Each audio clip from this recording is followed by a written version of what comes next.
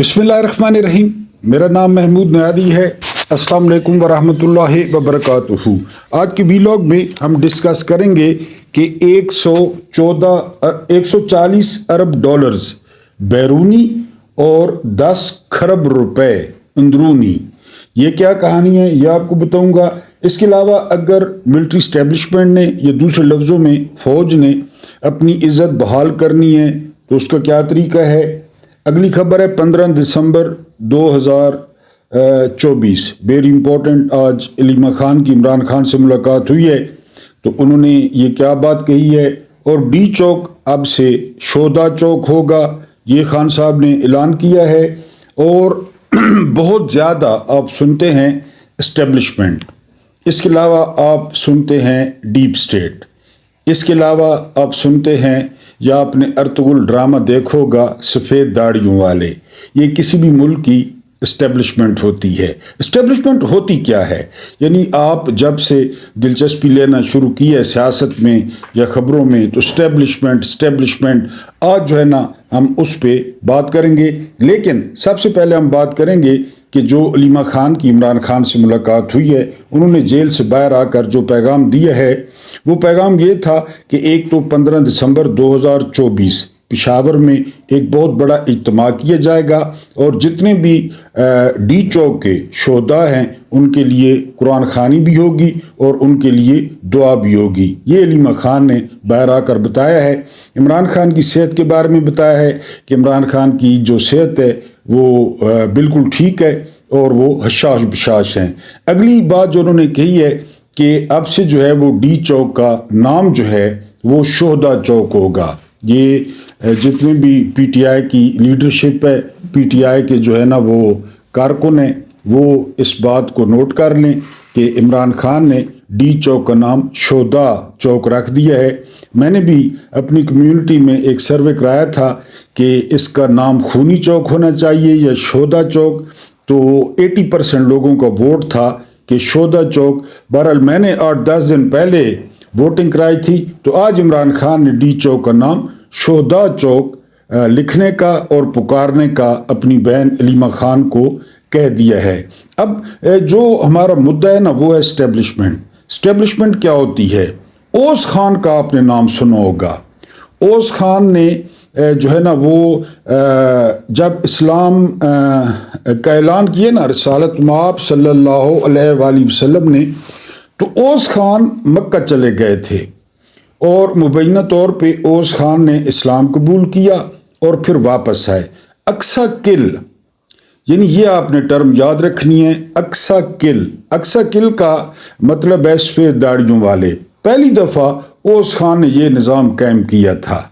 अक्सा किल जिसे सफ़ेद दाढ़ियों वाले कहते थे, एक मखसूस ग्रुप होता तगड़े लोगों का हर लिहाज से। जिस तरह मैंने कहा कि आप अर्तुगरुल देख लें या आप उस्मान देख लें तो उसमें आपको ये सफ़ेद दाढ़ियों वाले नज़र आएंगे कि जी सफ़ेद दाढ़ियों वालों से मुलाकात, वो अगले का लाए अमल देते और वो बताते कि क्या करना है, जासूस कौन है, हमारा बंदा कौन है, महल में हमारा बंदा कौन है।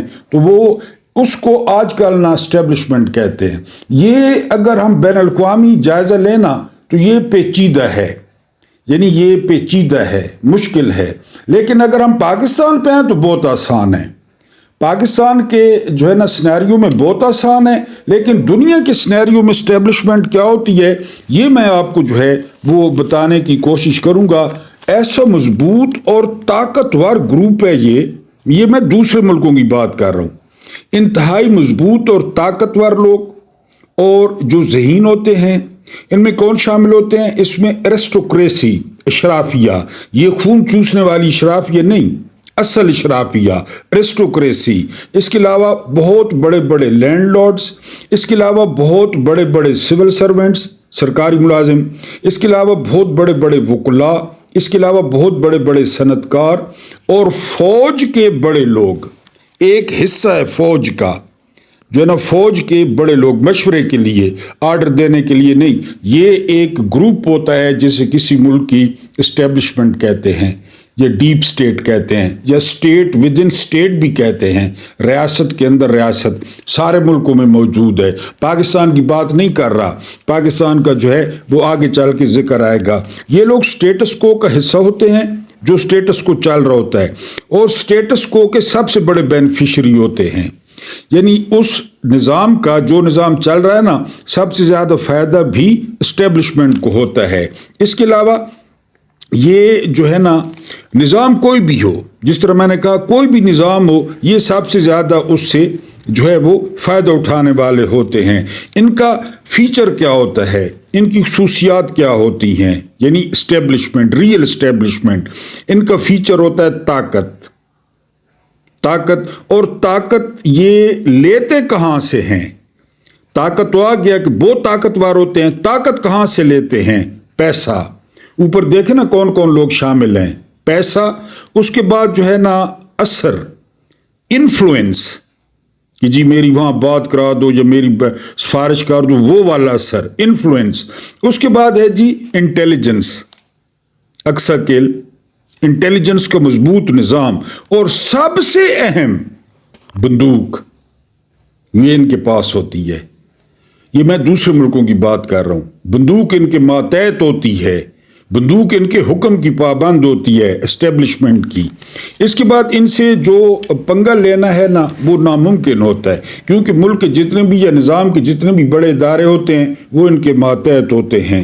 اس کے علاوہ کیا ہوتا ہے جی، پاکستان میں یہ بالکل پیچیدہ نہیں ہے، یعنی پاکستان میں یہ جو ہے وہ بہت آسان ہے۔ وہ میں آگے چل کے جو ہے نا وہ آپ کو بتاتا ہوں کہ اس میں آرمی چیف اور DGISI، یہ سمپل سا جو ہے نا میں نے آپ کے سامنے رکھ دیا ہے کہ پاکستان میں اسٹیبلشمنٹ سے کیا مراد ہے، آرمی چیف اور DGISI۔ اصل میں نا جب پاکستان وجود میں آیا تو مشرقی پاکستان 1000 میل سے بھی زیادہ تھا، پھر ہماری کانفلکٹ تھی بھارت کے ساتھ، 48 میں جنگ ہو گئی، تو ہمیں بہت مضبوط جو ہے وہ فوج کی ضرورت تھی، اس میں کوئی شک نہیں ہے۔ ہمارا سب سے بڑا بارڈر انڈیا کے ساتھ ہے اور افغانستان کے ساتھ ہے، دونوں بہت امپورٹنٹ ہے، تو بہت تگڑی فوج جو ہے وہ ہمیں چاہیے تھی۔ لہٰذا جو ہے وہ جب ہم تگڑی فوج بنانے لگے تو تگڑی فوج بنانے کے چکر میں دوسرا کوئی بھی سول ادارہ کھڑا نہیں ہو سکا، اور اس کے علاوہ ہمارے ہاں جو ہے وہ جمہوریت بھی جو ہے وہ نہ پنپ سکی۔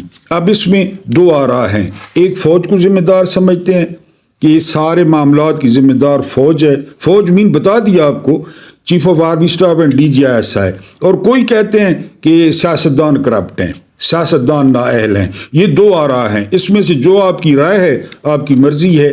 اس کے علاوہ جی جو ہوتا ہے نا طاقتور آدمی، پاکستان کی بات کر رہا ہوں، وہی فیصلے کرتا ہے، ظاہر ہے وہ بھی انسان ہے، انسان جس طرح فیصلے کرتا ہے۔ ایوب خان نے مارشل لاء لگا دیا، یاحییٰ نے، ضیاء نے، مشرف نے، ان کے پاس طاقت ہوتی ہے، اور DGISI کے پاس کیا ہوتا ہے، DGISI کے پاس سیکرٹس ہوتے ہیں، کسی کے بھی، وہ آپ کی 1 منٹ میں زندگی تباہ کر سکتا ہے، چاہے کوئی سیاسی جماعت ہے، چاہے کوئی سیاسی لیڈر ہے۔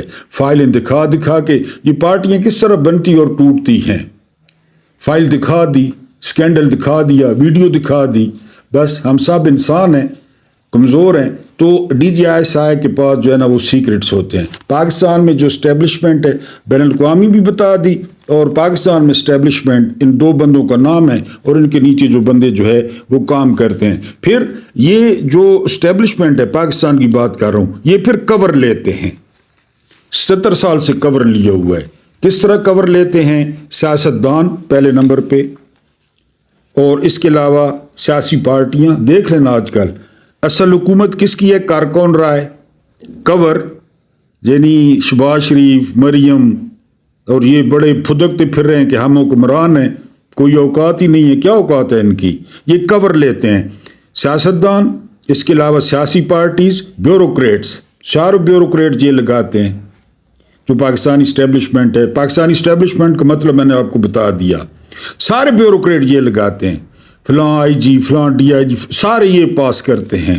میڈیا دیکھ لیں، آج کل 56 چینل دیکھ لیں کس کے کنٹرول میں ہیں، یہ کور ہے، یعنی یہ کور دیتے ہیں اپنے آپ کو، کیموفلاج کرتے ہیں کہ نہیں جی نہیں ہمیں تو پتہ ہی نہیں ہے۔ میڈیا، اس کے بعد وکلا تحریک چلائیں گے۔ میں نے آپ کو بتایا تھا افتخار چودھری کے خلاف جو تحریک چلی تھی نا، اس کے پیچھے جنرل کیانی تھے۔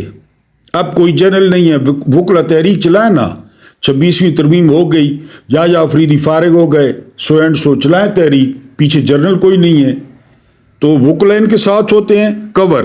اس کے علاوہ ججز، امین الدین خان، قاضی فہد عیسیٰ، عامر بندوق، کس کے جج ہیں؟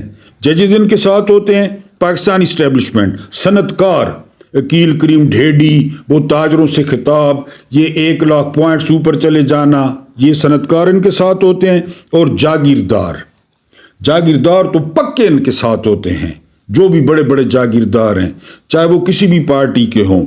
اس کو ریاست کے اندر ریاست، یعنی اسٹیٹ ود ان اسٹیٹ۔ پھر ایک جو ہے نا وہ ہے مل مل سے ملٹری اور بس سے بزنس، اربوں کا بزنس، اربوں کا ان کو زمین دی جاتی ہے۔ ہاں، اب زمین جو ہے نا وہ ریلوے کے پاس بھی ہے، ویسے پڑی ہے، جب ان کو زمین دی جاتی ہے اس زمین کو یہ سونا بنا دیتے ہیں، ڈی ایچ اے اور کمپلیکسز اور پتہ نہیں کیا کیا، آپ کو پتہ ہے۔ یہ پاکستانی اسٹیبلشمنٹ ہے، حالانکہ دوسرے ملکوں کی اسٹیبلشمنٹ، اب امریکہ کے چیف کا آپ کو نام آتا ہے، بھارت کے آرمی چیف کا نام آتا ہے، بھارت کا جو انٹیلیجنس چیف ہے اس کا نام آتا ہے، وہ ہوتا بھی سول ہے۔ جو سی آئی اے کا چیف ہوتا ہے نا امریکہ کا، وہ سول ہوتا ہے، فوجی نہیں ہوتا۔ تو یعنی یہ پاکستانی اسٹیٹ بالکل اسٹیبلشمنٹ سمپل آپ کو بتا دیا، اور بین الاقوامی اسٹیبلشمنٹ یہ وسیع ہے، یہ اس میں جو ہے نا بہت جو ہے نا بڑے بڑے لوگ، ایلون مسک آج کل دیکھیں ٹرمپ کے ساتھ ہے، کتنا بڑا آدمی ہے، یہ ان کی اسٹیبلشمنٹ ہے۔ یہاں پہ اسٹیبلشمنٹ میں نے آپ کو بتا دیا، یہ جو آپ سنتے ہیں نا اسٹیبلشمنٹ نے وہ میں نے آپ کو بتا دیا۔ پھر یہ کور لیتے ہیں، کون کون ان کو کور کرتا ہے یہ بھی آپ کو بتا دیا۔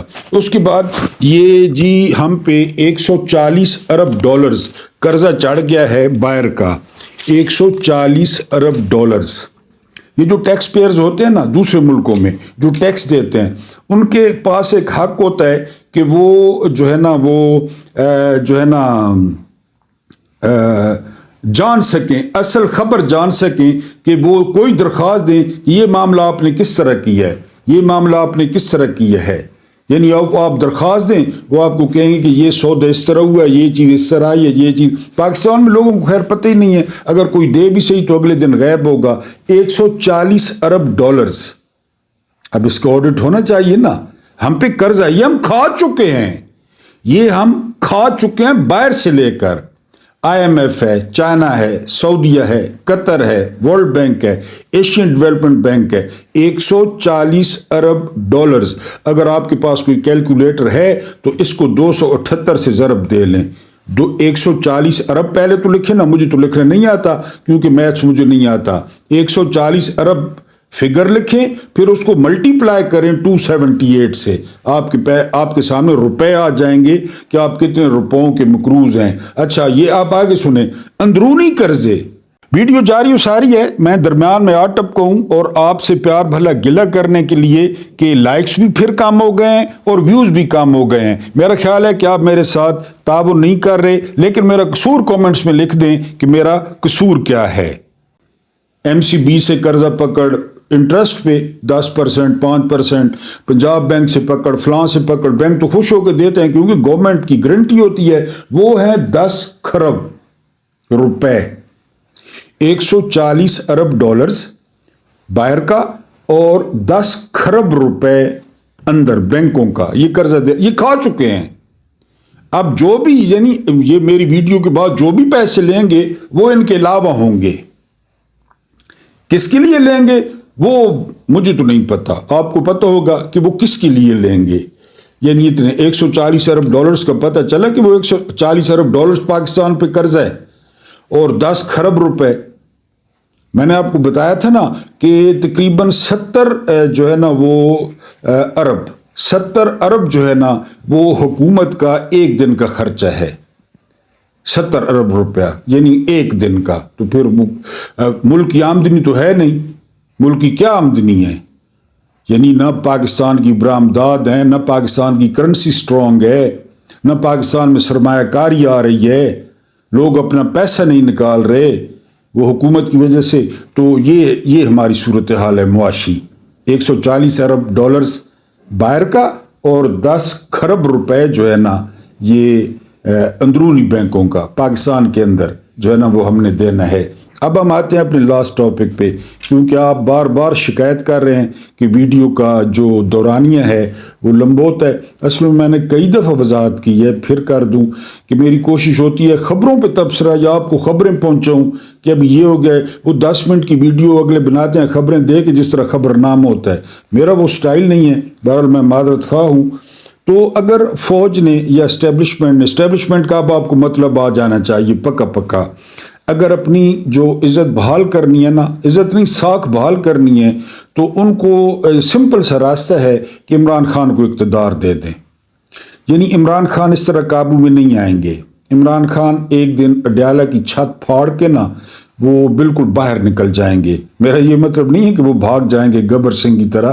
میرا مطلب یہ ہے کہ ان کا قد اتنا بڑا ہو جائے گا سیاسی طور پہ کہ وہ کسی کے قابو میں نہیں آئیں گے. مولا نہ مارے نا تو مولا نہیں مر سکتا. عمران خان کو نیوٹرلائز عمران خان ہی کر سکتے ہیں، عمران خان کو ڈیفیوز عمران خان ہی کر سکتے ہیں. اب جو انہوں نے 15 دسمبر 2024 ریمیٹنسز، یہ میں نے آپ کے سامنے رکھنا تھا کہ ہم دینے جا رہے ہیں جو ہے نا وہ بیرونی جو پاکستانی ہیں بیرون ملک، ان کو ہم کہنے جا رہے ہیں سول نافرمانی کا. اور اگر وہ ڈینٹ پڑ گیا اور پڑ جائے گا 20% 25% بھی ڈینٹ پڑ گیا نا، پھر آپ دیکھیں کیا ہوتا ہے سسٹم کا. عمران خان نے آج اعلان کر دیا ہے کہ 15 دسمبر تک میرے خیال اتوار کا دن ہے، اگر ہمارے مطالبات نہیں مانے جاتے، قیدیوں کو رہا نہیں کیا جاتا، نہیں کیا جائے گا. اس کے علاوہ آج ایک اور فرد جرم عائد ہو گئی عمران خان پہ، نیب نے کر دی، FIA نے کر دی ہے، تو کہاں آزاد کریں گے؟ اور کمیشن نہیں بنتا یعنی 9 مئی اور شودا چوک کا، تو پھر جو ہے نا میں کال دے دوں گا 15 دسمبر 2024 کہ جو باہر والے پاکستانی ہیں وہ اپنی ریمیٹنسز کم کریں، گھر والوں کو پیسے بھیجیں، لیکن وہ جو یہاں پہ انویسٹمنٹ کرتے ہیں، زمین لیتے ہیں، پلاٹ لیتے ہیں، بچت کرتے ہیں، وہ پیسے نہ بھیجیں. اگر وہ پیسے بینکوں میں نہ آئے نا تو لگ پتہ جائے گا اس کو حکومت کو. بہرحال انہوں نے یہ اعلان کیا ہے. تو میں کہہ رہا تھا کہ ساکھ بحال کرانی ہے، سمپل سو بڑا. اگر قوم کے سامنے ہتھیار ڈال دیے جائیں نا، دشمن کے سامنے نہیں ڈالنے پڑتے. بڑی قوم خوش ہوتی ہے، بڑی قوم گلے لگا لیتی ہے کہ جی ہمارے سامنے ہتھیار ڈال دیے. مجیب کے سامنے ہتھیار نہیں ڈالے، انڈیا کے سامنے ڈال دیے. ابھی عمران خان کے سامنے ہتھیار نہیں ڈال رہے، خدا نخواستہ کوئی حادثہ ہو گیا، قوم تو پیچھے کھڑی نہیں ہوگی. جس طرح بشار الاسد بھاگ گیا، اس آنکھوں کا ڈاکٹر تھا اور اس کی آنکھیں نہیں کھلی، کسی کی بھی نہیں کھلتی. ایدی امین کی نہیں کھلی، جنرل پنوشے کی نہیں کھلی، ضیاء کی نہیں کھلی، مشرف کی نہیں کھلی، کہ تھوڑا اور پھر بڑا برا انجام ہوتا ہے. تو عمران خان کی جو ہے نا، عمران خان کو دے دیں ایک دفعہ حکومت، اور عمران خان کو حکومت کرنے دیں، عمران خان کو آزاد کر دیں. یقین کریں جس دن آپ عمران خان کو آزاد کریں گے، آدھی جو ٹینشن ہے ملک سے وہ ختم ہو جائے گی، لوگ خوشیاں منائے گا، عارضی طور پہ لوگ اپنے غم بھول جائے گا. اور عمران خان کو آپ حکومت کرنے دیں، عمران خان کو مینڈیٹ واپس کرنے دیں. فوج کی ساکھ بحال کرنا بہت ضروری ہے. یہ میری اسٹیبلشمنٹ سے درخواست ہے کہ وہ ادارے کی ساکھ بحال کرے. خدا نخواستہ کوئی حادثہ ہو گیا، خدا نخواستہ جس طرح مشرق وسطی کے جو ہے نا چل رہے ہیں حالات، چل رہے ہیں، شام، اسرائیل، گریٹر اسرائیل، پھر ایران، اگر کوئی معاملہ بن گیا نا، قوم پیچھے نہیں کھڑی ہوگی، اور یہ بہت بڑا نقصان ہوگا اگر قوم پیچھے نہ کھڑی ہوئی. تو ساکھ بحال کرنے کا صرف ایک طریقہ ہے کہ یہ سیاسی جماعتیں یہ بھی ضد چھوڑ دیں اور کہیں کہ جی شاباش، جتنے انہوں نے ملک کا بیڑا غرق کر دیا ہے نا، اب میرا خیال ہے ان کو عمران خان کو دے دینا چاہیے. اسے دیں کہ جی آپ کرو ٹھیک، بڑی باتیں کرتے تھے تو آپ ٹھیک کرو. بہرحال میں ویڈیو آگے نہیں بڑھاتا. اللہ پاک آپ کو آسانیاں عطا فرمائے، آسانیاں بانٹنے کی توفیق عطا فرمائے. میرا رب کریم آپ کے اور میرے مرحومین کی مغفرت فرمائے، ان کے ساتھ عدل کا نہیں رحم کا اور احسان کا معاملہ فرمائے. مجھے برداشت کرنے کا بہت بہت شکریہ.